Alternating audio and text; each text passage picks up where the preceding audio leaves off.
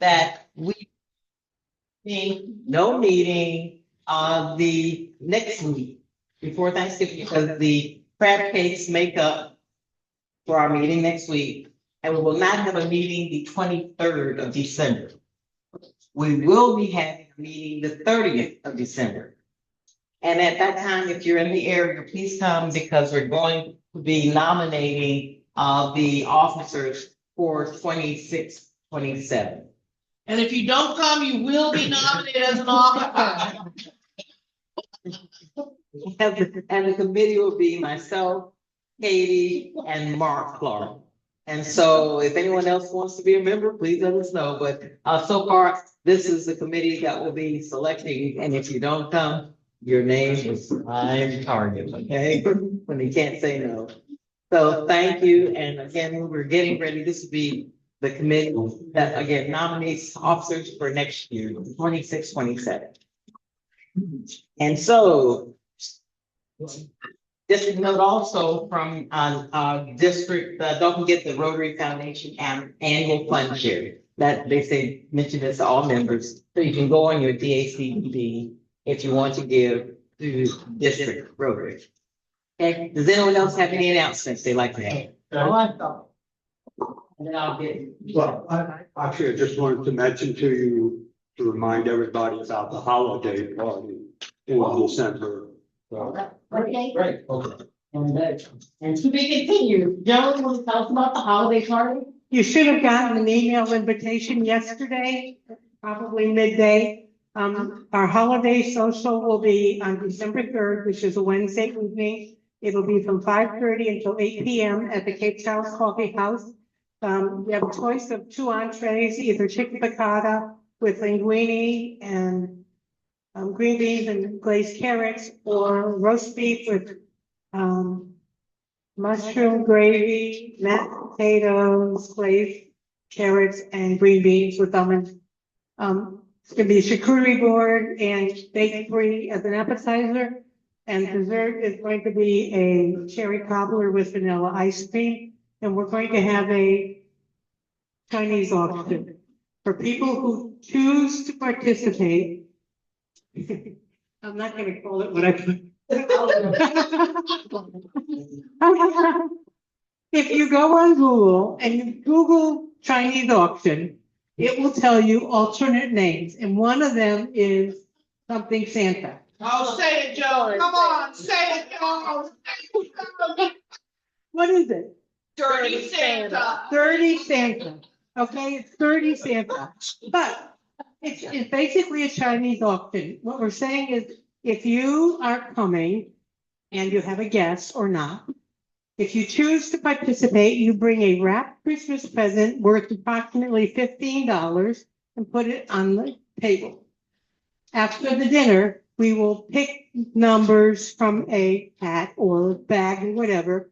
Person who gets number 1 gets to choose one of the gifts and open it.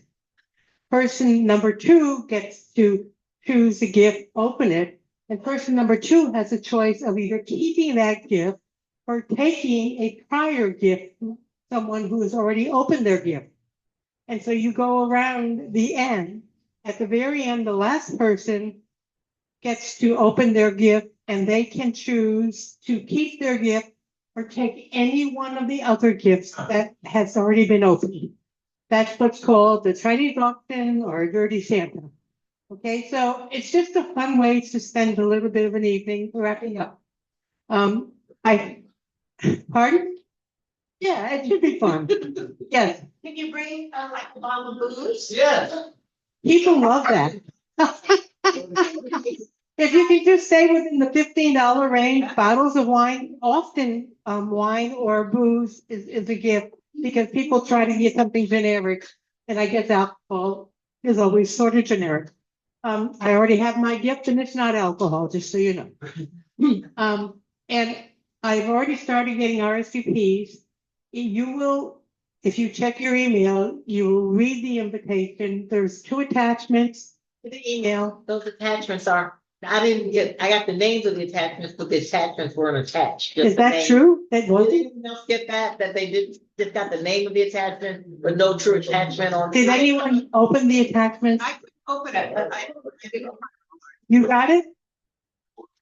Okay, I will send it out again, just to make sure, because I think it's sort of cool. The second attachment is the instructions on how to run a Chinese auction or a dirty Santa.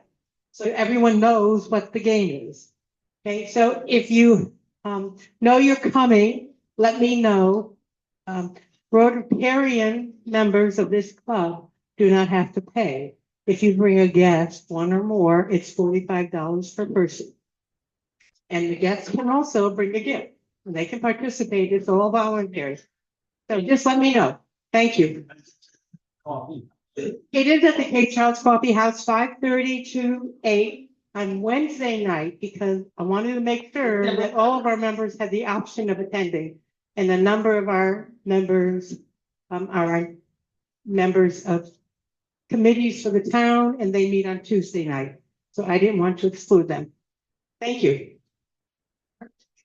And also keep in mind, December 2nd is the meeting, December 3rd is the social, and we are not having a meeting next Tuesday, a week from today.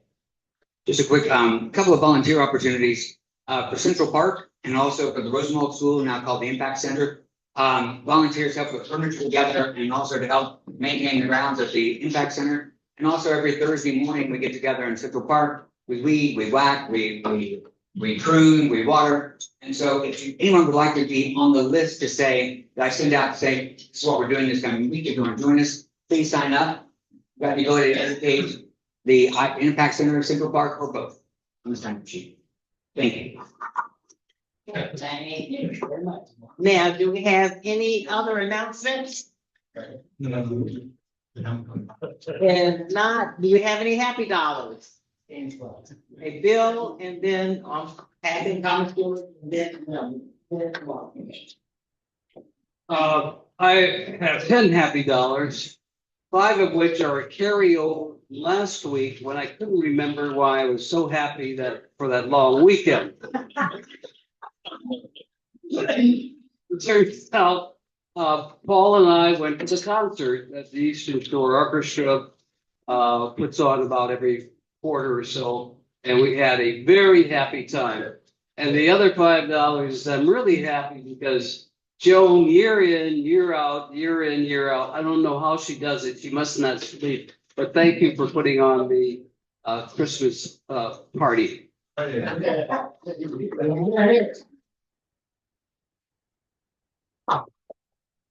I also have 10 happy dollars because the Rotary decided today and voted to give my church, St. Charles Church, Helping Hands Ministry, $600 to go for food that we give to people in need for Thanksgiving, for Christmas, and when they call and need food, and I go out and get it and get reimbursed. So they've added $16 to that pot, and I'm grateful. Thank you.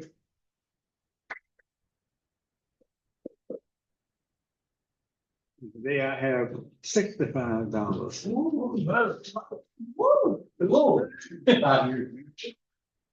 You okay, Tom? Yeah. See, remember who's that guy?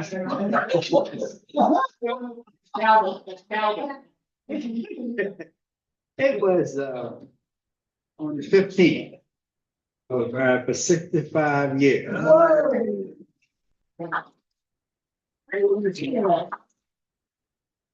Thank you for putting up with me and all the good things.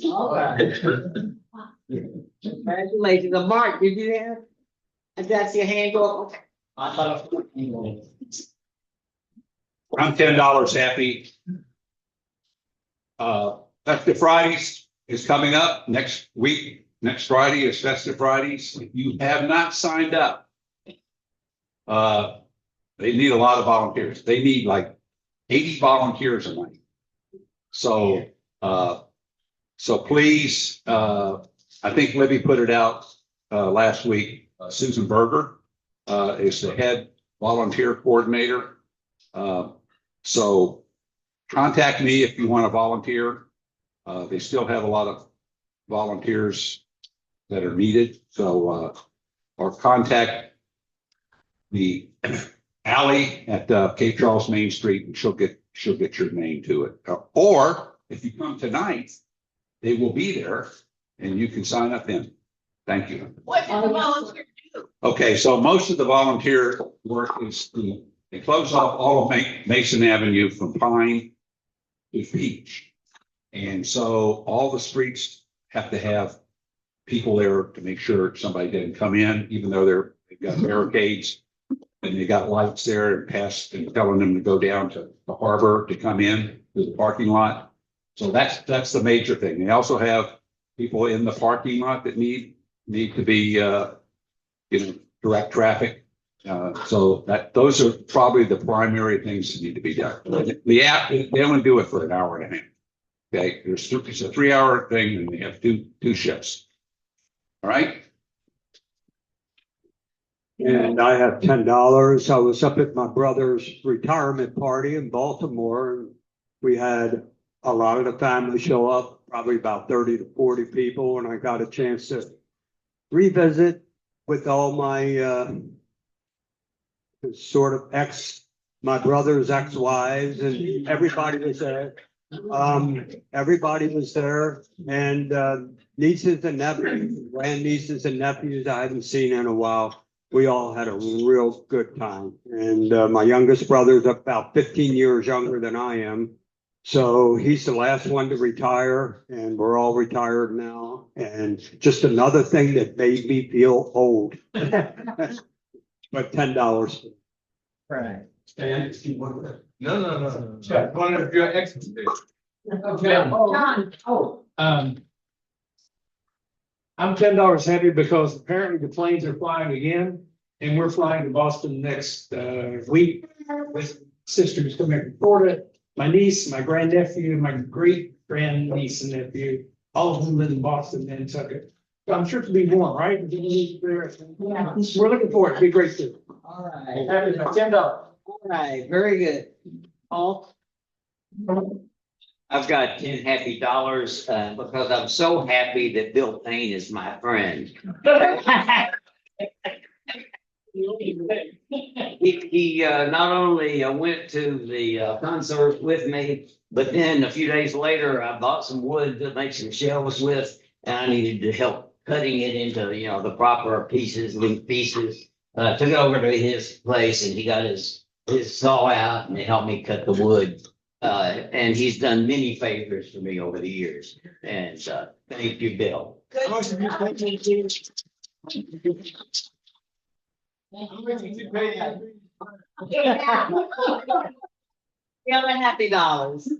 This has been great. And one final announcement, don't forget, repeating it, no meeting next Tuesday and no meeting on December 23rd for Rotary. Okay, those 2 days, keep in mind. All right, now, Queen of Hearts, who has what? King on. Oh. Okay, Ace of Diamonds, anyone has higher than that? Okay, let us now go so you get to two. Disclaimer. My friend Joan pulled my cards for me. Yeah, I shuffled. You're gonna see on the top of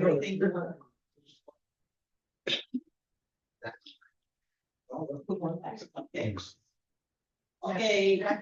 Jack of Spades. Was that $5? Okay, so the Queen of Hearts is not been picked again. And so Jack of Spades are gone. Who won that? And so that's gone. So live for another day for Queen of Hearts. And so, Paul, how much? Well, let's see, I think we had $33 collective, which means $17 goes to club, $16. Where 8 of that goes to Mark Clark and Mark. Hey, was this $5 in quarters? Oh, $5 in orders.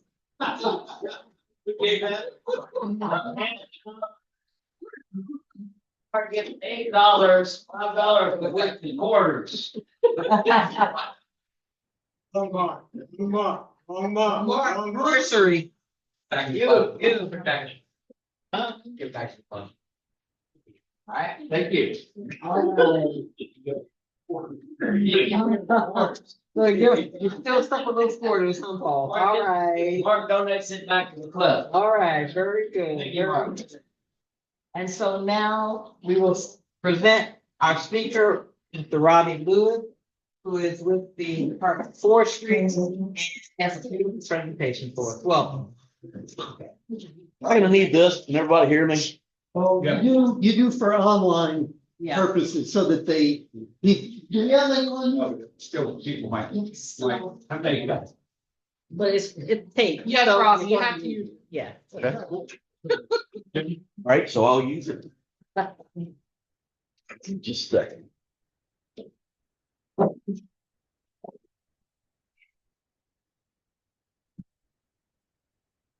right, so I'm Robbie Lewis. I'm the forester for both counties on the shore. It's, you're looking at 50% of the Department of Forestry. We do, private land. A little more of your personal background. I find it very interesting when we talk. Okay, I'm a Hokie. All right. Virginia Tech Forestry School. Took, there was a year and a half of calculus and I took 3. Because I like calculus. Wow, so, got out of there, worked in West Virginia for a little while for a big timber company, and that just wasn't a place for me. So I made it back home, and I've done a bunch of different things. For a while, I was a lumber inspector, covered Eastern Virginia. Time you see the ink stamps on the board, there's different agencies that are involved in regulating what comes out of the sawmills. So I did that for a while. And then spent a while buying timber for the sawmill that was in Akron. So I bought the timber that ran that for a while, and that's probably why my hair fell. Is that. Also worked in the sawmill as a quality controller. And then this job came open and I've been here 22 years. So, for this job, we handle all the wildfire response, the Smoky Bear stuff, that kind of thing. If the volunteer fire companies need us. And we also have the Smoky Bear suit. It's the same suit from when I was a kid. It's the school programs, Joseph and parades, that kind of thing. We do private landowner forestry assistance. And we also monitor all of the harvest season. Whenever you see timber being cut, we're watching. Mainly we're trying to keep sediment from getting into the bed, creeks, stuff like that. So this thing I'm about to show you now is it's a PowerPoint from like 20 years ago when I first started with the Department of Forestry. We have a camp. We run this camp for 13, 16-year-olds. This week in the summer, Saturday, Appomattox, Holiday Lake 4-H Center. And we're really, in my mind, we're recruiting. We're trying to get people that want to do this and try to make them figure out if you like this stuff, then come on with us. Because in a few years, you're going to be able to work with us. If you don't like this week, then you need to run away from this kind of work as hard as you can. Because it's not for you and you don't want to get involved in it. So we've had people from back then that I'm working with now. So it does work. Recruiting like that. So this is a PowerPoint from when I got told that I was going to be at that camp that week and be an instructor. And I didn't know, this is something that a bunch of us made up, and it's been around since then, and we've added to it and talked from it, all that kind of stuff. So it's a pretty good presentation. So everybody good? The HDAV team. So it's called Reproducing the Forest, and it's really, we got into reforestation, how do we plant new stands of trees, that kind of thing, but really, you've got to have the whole thing from start to finish. You got to have all the parts of forestry to understand.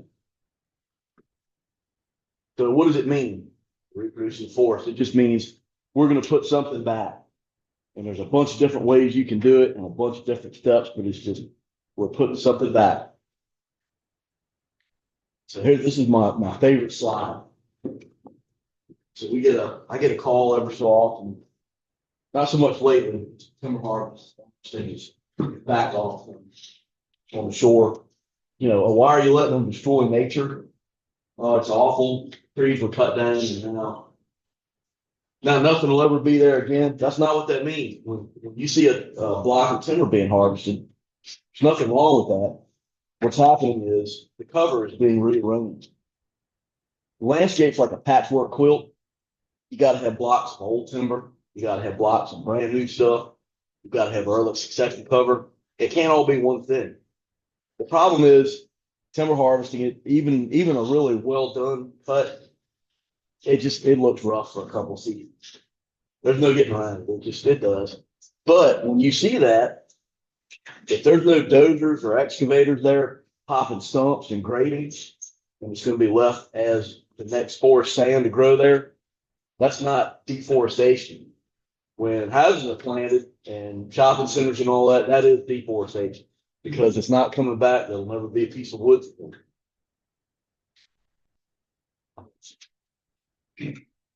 So the two types of reproducing the forest, you've got natural, which is when Mother Nature says, all right, we've got an opening here. We've got some sunlight on the ground. Let's put something here. That's relying on natural seed fall. That's relying on animal traffic, bringing the seed in, that kind of thing. The other way is artificial. So that's when something's happened. A lot of times it's a fire, or it could be a bad drought, or even a year that's been too wet, and it messes with all the seed that was germinating, takes it away. So then we come in with seedlings and plant them. So that's artificial method. All right, here we go. So what you have to have is some kind of disturbance in the canopy of the woods. You got to have tornadoes knocked a bunch of trees down, hurricane blew some over, fire cooked everything. A timber harvest, where you got full sunlight on the ground, or an open field. And here lately, over the last 10 years, whenever I've planted something, it's an open field because people that are moving here, they don't want to have a field, where it's just beans, corn, and wheat being grown out of agriculture. You take it out of agriculture and plant trees. I'm seeing more and more of that. I'm also seeing a lot of these little fields that are, say, down Woods Road, that kind of thing, and one of these back roads. The farm equipment is getting to be way too big to get into these fields. Probably not cost effective, that kind of thing. So a lot of these fields are being taken out of ag production, and we're planting them with seedlings, pre-seedlings. So for the harvest, then, where do you begin? All right, you got to have a timber harvest. So the best type of harvest for here, really for Eastern Virginia, is a clear cut. I get a lot of bad reactions for that. Again, it's a lot of emotion involved because you're seeing a complete devastating change in the landscape. Complete change. Well, for this area, loblolly pine is the dominant tree, even in the climax forest. It's a pioneer species because it comes in by the wind. The seed is brought by the wind, but it winds up being mixed in with the oaks and the climax forest. So it's here all the time. Well, a lot of times those loblolly pines, they all come in together. They all grow up together. They stand there for years and years and years, and they hold each other up. So if you were to go in and say, oh, let's spin them, the whole trees, and those guys have been holding each other up all that time, and you open the canopy up, they're all going to start cracking. You're going to have all kinds of wind throw and damage, torching the trunks, that kind of thing. It's going to mess up what you leave standing. And to get the next stand of trees growing under it, you've still got shade. So you're messing up your reforestation effort. So a clear cut is the best way to do it. You're getting all the junk out of the way. You're starting with a clean slate. We used to do these seed tree cuts, which we go in and mark 6 or so loblolly pines per acre, scattered, with the idea that they're standing there dropping seed to make the next forest stand. But I'm finding that I don't have to do that because the seed fall from the trees that had been harvested, it's still there. And then when you open the ground up to sunlight, full sunlight, they all germinate and take off crazy. So we really don't need to leaf seed trees anymore. And then the picture at the bottom, shelter woods, those are regeneration cuts for hardwood systems, which are out in the mountains. We don't have that here. All right, so this is what goes into making lumber. I think a lot of it's taken for granted. There's a lot that goes into producing a board so you can go into OBS or Lowe's or wherever and pick one up. So you got different types of equipment. First one, the feller buncher, it's called that because it cuts the tree, holds it in these little bunches, 3 or 4 on the sides of the trees. You have skidders that take the trees that have been cut by the feller buncher up to the log deck to be loaded, sorted and loaded by the loader operator, put on log trucks and take it to the sawmill, turned into wood. There's a couple kinds of skidders. The ones that you'll see around here have these big tongs in the back, like a graphic. They take the bunches that the feller buncher cuts up to the deck. The other one that the bottom drawing on the right, that's a cable skidder. That's used out in the mountains. The mountains, you can't use a feller buncher because of the terrain. It's too steep. If you were to cut a tree with a feller buncher there, it'd roll down a hill with it. So some poor dude is running up down the side of the hill with a chainsaw, felling the trees, and then that cable skidder runs along the side of the mountain. And when the tree's down, some other poor guy drags that cable down to it, hooks it up, they drag it to the deck. It's a rough life. When I worked in West Virginia, we were setting one of these systems up, and I couldn't seem to be anywhere but downhill from the trees being dragged. I couldn't get away from it. Every time I walk somewhere, there's a skidder over me dragging something, knocking boulders loose, logs rolling down. I hated it. Flat ground's better. So here's some good pictures of these pieces of equipment. If you're seeing any of this up close and it's running, you're in a very unsafe place. Very unsafe. This is the feller buncher. All right, so you'll notice they're running dual tires on this one because it's wet that time of year. They don't want to fall through and cause a bunch of ruts. That red piece on the front of it is the saw head. When you look at the bottom, see the bottom of the head, there's a big circle blade. It looks like a giant steel saw blade. It's about 3.5 feet around. It's big. It's about this big. You've got these carbide teeth that are bolted on there. The operator gets in there, starts the thing up, builds up RPMs. But midway up on that red part, you'll see these arms. Those are accumulating arms. The operator brings RPMs up on the blade, hits the tree at stump level. The stump rests on the step just above the blade.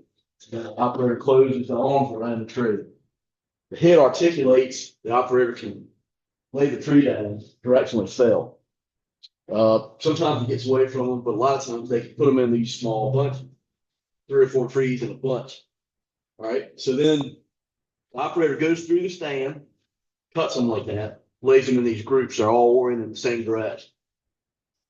Machine like this is probably now, depending on the age and the brand, 300,000 to $500,000 maybe. That's the kind of money involved in these types of machines. Then the next piece of equipment that comes along is the skidder. All right, so again, they were running rules so they wouldn't fall through and rut the ground as bad. On the back, you see those tongs. That's the grapple. Backs up to the bunches of trees, takes them up to the deck.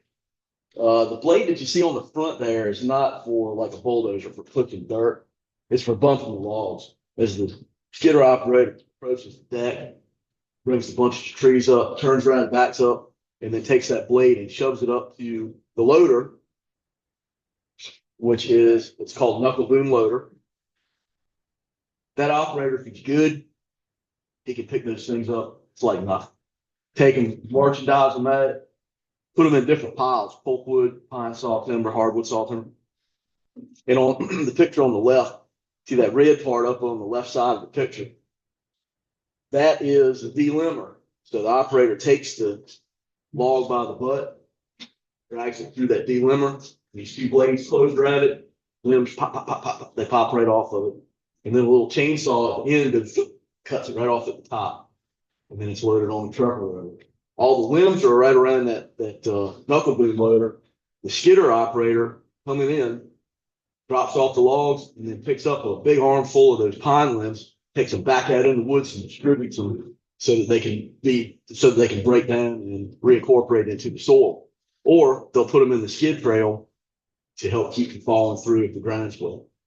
So those are the pieces of equipment that are involved. So then you have your harvest is all done. So what do you have to do? You got to get the ground ready. So that picture on the left, see all that slack that's there? It's tough. It's going to be hard to get new seedlings planted or natural seedlings that come up just because it's the ground's covered with all that stuff. Picture on the right, I'd much rather have a site like that that's ready to plant. So there's ways that you can do that. One time I told, see those picture on the left, I told the breeze that that was in Northampton. Down here. You got palm trees growing there. Oh yeah, it's right down at the bridge. They got palm trees and there's parrots and stuff. So there's ways to do that. Kind of common here is to try burning. So that means we go out with we have these tools called grip torches. We run a mix of half diesel and half gas, light it, burns real well. We can string fire right along through the brush. Drum chopping is not used quite as much. It's a drum pulled by a skidder or a bulldozer or something. That drum's filled up with water for weight. You can see those paddles on there. They're actually blades. That chops up the cover, knocks it down so that we can get a crew in to do the planting. And then we also, from time to time, we'll herbicide spray. Spraying by helicopter. We have there's a couple different herbicides. One's called crenite. That takes out any kind of plant. I'm not crazy about that. There's another kind called arsenal, which it knocks the hardwood dirt back a little bit so that you can get away from stump frets, that kind of thing, and do your planting. We don't do as much of that anymore. And I'm kind of glad of that. We have to accompany the helicopters around, and it's kind of dangerous. Other ways, back not too long ago, they would windrow. You'll still see some of these. It's when they take bulldozers, and they push all the slash and the log and junk up in these long, narrow rows run parallel to each other. Then they would plant pine seed in between, finding the soil terribly compactable. All the topsoil gets shoved up in there with scrap, junk wood. I'm not sure why they did all it. It was a lot of effort when you really didn't need to do that. My favorite way now, and I find works the best and is the most cost effective, is nothing. Right after the harvest is done, I let a season pass, one growing season, and then I go back into that brush and I start running lines back and forth through it. And I'll take little circle plots. I'll start looking at what kind of seedlings are coming up in my little plots, and then I'll extrapolate it over the whole tract. And I find that by doing nothing, we get more wind disseminated seed that comes in, and that saves the landowner money. We don't have to spend money on helicopter spraying or burning or anything. They just start to come up on their own. As long as we get even coverage, I'm good with that. So there's two types of natural regeneration that we deal with. You got your seed fall, so that's live pine, yellow poplar, sweet gum, red maple. All these trees that put off a seed that has little wings on them, looks like little helicopters. The wind carries them long distance, and we rely on that for our seed source. I'm good with that because when I started out working, we were starting to harvest timber they started letting it come up from between World War I and the Depression. There was a lot of times because people lost farms. Farms were consolidated, that kind of thing. Fields were allowed to grow up. So the timber, by the time I started working, that we were harvesting, it was beautiful stuff from the native seed source. Beautiful stuff. Cut beautiful lumber. So we're going to rely on that same seed source, and now we're taking care of it. So in another 10 years, we're going to have all kinds of timber that's even better than the stuff that I started cutting when I started working. The other way is spreading. You've seen that. Someone, say, cut a limb off of a maple and you got sprats all over the place. Hardwoods do that. That's more in the mountains. You have it here, but that's your system in the mountains, depending on spreading. So that picture on the left is very common. That's what we have here. That's not grass. Those are pine seedlings. I've had as many as 20,000 seedlings per acre in some places. Tremendous amount of seedlings. We rely on that. And then that shot on the bottom is hardwood. That's a hardwood system, and you have all the stratas. You can see them down at the bottom, right from the stumps to the rootstock. So there's different things you depend on. You gotta have line up. Of course, you gotta have light. You gotta have full sunlight on the ground. You gotta have a normal year. You can't have a drought year. You can't have a year where so much rain washes everything. Winds are very important to carry wind disseminated seeds at. And then another big one is animals. When you look at these around here, you see these paved roads through a field. And you'll see red maple, you see black cherry, sassafras, hackberry, all these species of trees that put out a little small fruit. That's birds. Birds, they're just as bad as people. They'll follow an edge. I don't know why. I mean, just to follow it. They'll sit on the limbs and they're dropping seed, droppings. That's why we get all these different species in places like that. Another real important one is squirrels. Without squirrels, we wouldn't have oak trees. Squirrels in a new pine stand, squirrels will carry these acorns in and they bury them, and then they don't come back. So when I'm deer hunting, I always like watching them, and I'll watch a squirrel come up and bury one, and I'll go, he'll never come back. And he doesn't. And you look, and there goes another one. 20 feet away, another one's being found, another acorn. So squirrels are very important for spreading acorns for our oak production. Just as important as birds are on doing the other species, the black carrots, sassafras, that kind of thing. So when it comes to artificial regeneration, this is a bin box of seedlings in our nursery. And we'll get, let's see, last time I did one of these, we did 120 acres of these pine seedlings. It's about 1,000 to a bundle. The other one I mentioned, broadcast feeding, and I've never been involved in. That's when it's like the seeds are processed. You get a plane flying over and the little pine seeds are dumped out of the bottom. I saw it happen once over across the bay on another job down in Southampton, but I've never been involved. And then you got to figure out what are you going to plant. So around here, the pine trees that you see are loblolly. That's the most versatile, in my opinion, the most versatile tree ever. My career has been based on that pine tree. You can do anything with it. You can make framing wood, interior trim wood. Yeah. If you're at the deck, like the boards out there, treated lumber, that's all loblolly pine. Very versatile. It's also used for pulpwood, the small one, make paper, that kind of thing. So that's what you would plant around here. The hardwoods would be any of your oaks, that kind of thing. They come in later because they're climax stage trees. And in that middle picture, you can see that it's a tree shelter or two. We'll have these programs where we'll plant different hardwoods along riparian areas, along streams, creeks, that kind of thing. You have to use a tube because the deer will come in and eat everything. They'll brag it right off. So it's more effort that goes into getting the hardwoods planted. The picture on the right, eastern white pine, don't ever plant that here. That's a mess. All right, so I'll drop the name. Everyone know Bonnie Lewis? All right, so they're my folks.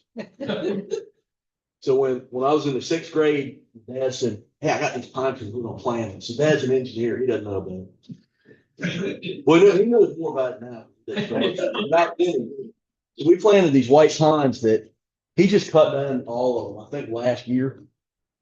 And they just stood there and did nothing. They're all stunted and small. It's not the tree for this area. It just doesn't do well. Loblolly plant here. So our seedlings they're all bare root. They're about this big. The roots are coated with a hygroscopic material. It's a clay vermiculite mix. So once the seedling gets in the ground, it just draws water to it, draws moisture right to the roots. It helps the roots get a good soil to root cortex contact. So we plant in the early middle spring. So then by late spring, things start to bloom, things start growing. You got good contact, that seedlings can take off growing and have plenty of water. We're also getting into doing containerized seedlings. We're doing more longleaf pine. We're trying to get that. We almost lost longleaf pine in Virginia. They found some native stock somewhere over in Southampton.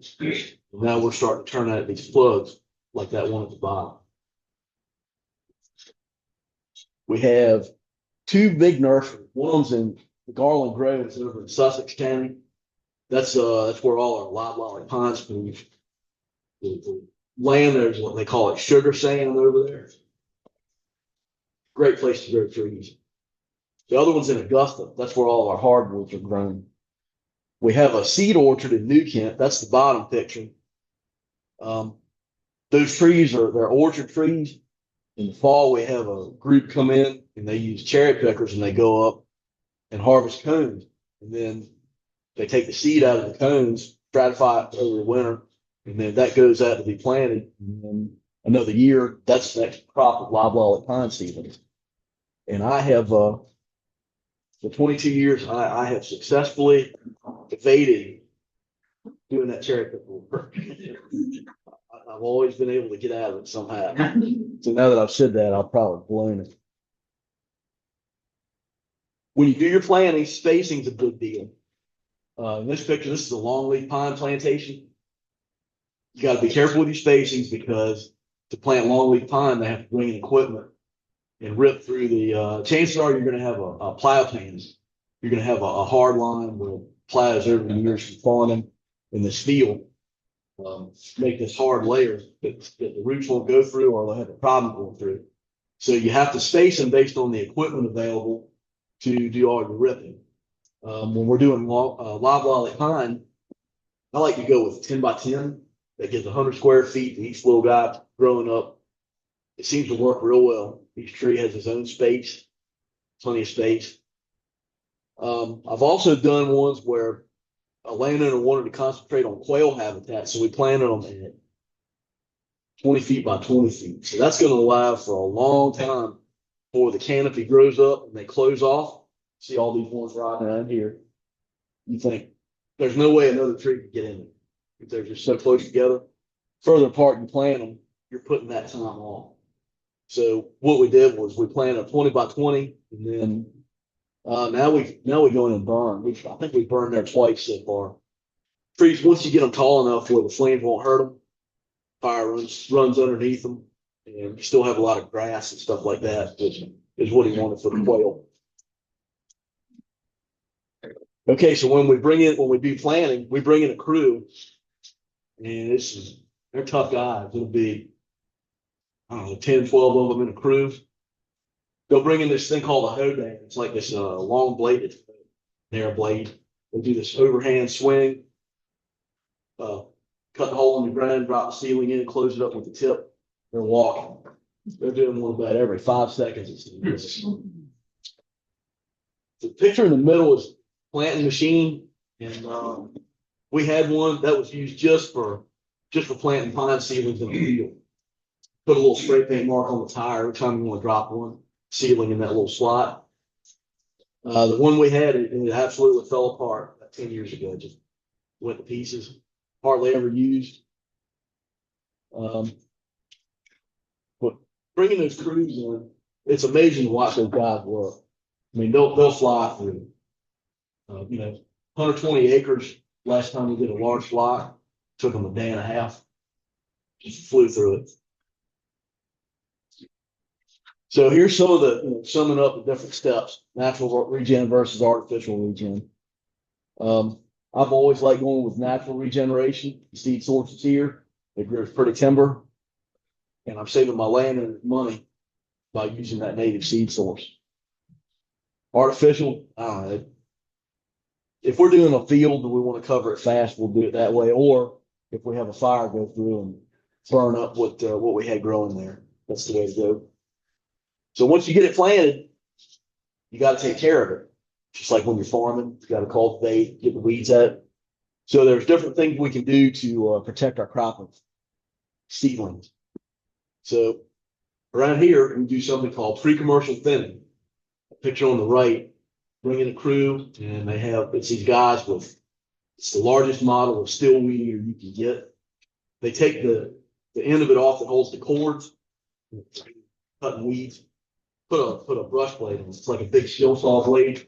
And then they go through the stand. They pick at the most dominant appearing pine trees, and then 10 to 12 feet around each one, they're cutting them. They're cutting all the junk hardwood and the other pines. And you push them over.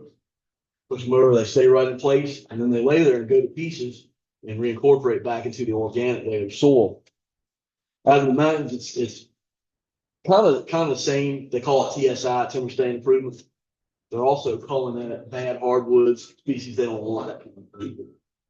That's the best. That pre-commercial thinning is the best practice that I can recommend and carry out around here.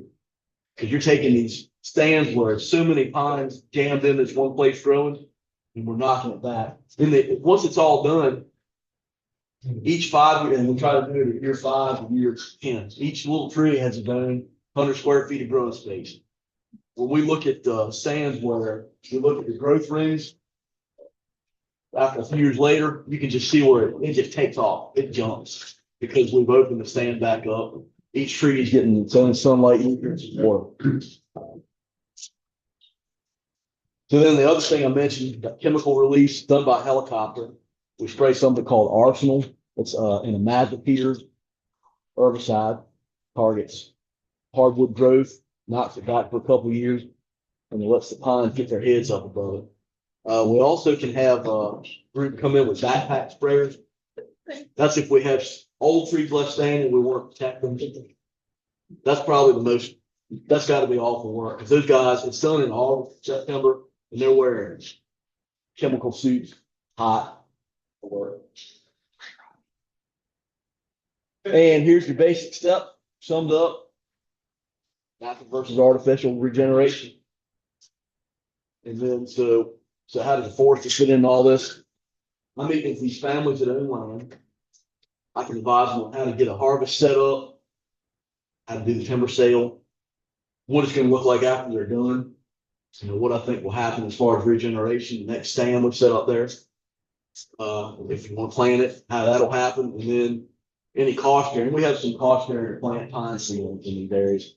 And then all the laws that we enforce, DNP laws about harvesting. I can inform them on all that. That's how there's also foresters that work for the sawmills that go in and do the timber cruising. That's just measuring the trees, figuring out the board foot volume, and put money on that volume. That's what industry foresters do. So I believe that's the last slide. It is. Any questions? Yeah, real quick question. The creek myrtles, so they natural to this area, or they come in from the south? I think the story was in the early 60s, it was whoever was governor then, I think his wife started that program. Is that right? Yeah. They planted them all over the place back Yeah. then. Yeah. It's all right. Real quick, about 15 years ago, the bad storm and water down at Fisherman's Island wiped out all the trees and salt water. And it was a lot of wringing of hands because. Oh, yeah. And then overnight, the trees were back. Will you comment on that? All right. So what happened there was when they built the bridge, they pushed soil up to make that berm that the roadbed rests on.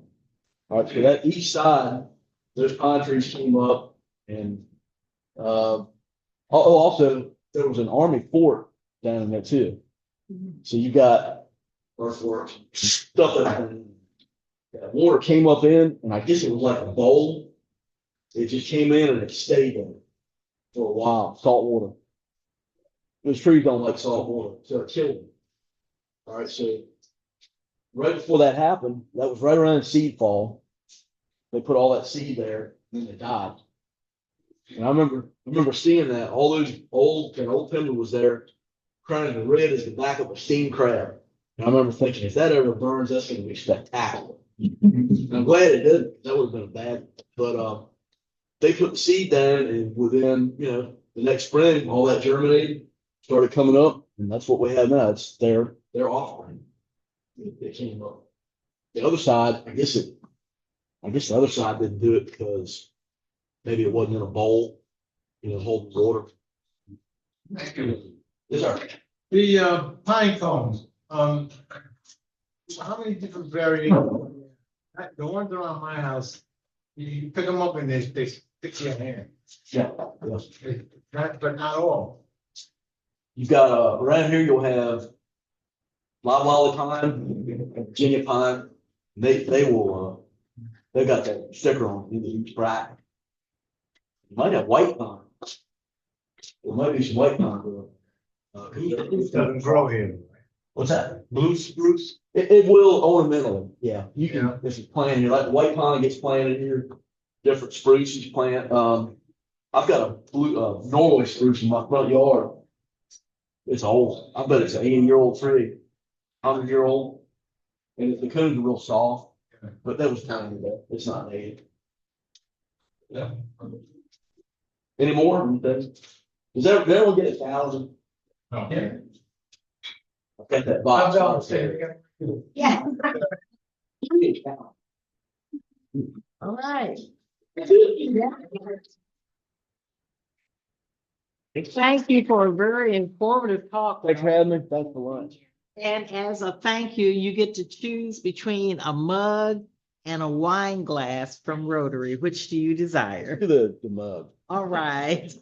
I've got one. Popular one. Got one like this from, I spoke to the Cape Charles Rotary and Uh-huh. I was a senior in high school, it was 1988. All right. Sherman Stairs. Uh-huh. Sherman Stairs was my mentor. So when I was a kid, I started working at the Wildlife Refuge and it was the December meeting and he said, Nancy's gonna let you leave school. Come on down to, it was the America House back then. And, I want you to talk about the projects you've helped me with All right. at the refuge. So that was my talk back then. And as I recall, it snowed while I was riding down. All right. That was Sherman Stairs. Well, thank you for a very informative presentation. Are there any more announcements? If not, we will stand and do four-way. Is this the truth? Is it there at all concerned? Will it better friendships? Will it be beneficial to all concerned? Will we have fun? Yes. Thank y'all. And so this meeting is now formally adjourned. Thank you.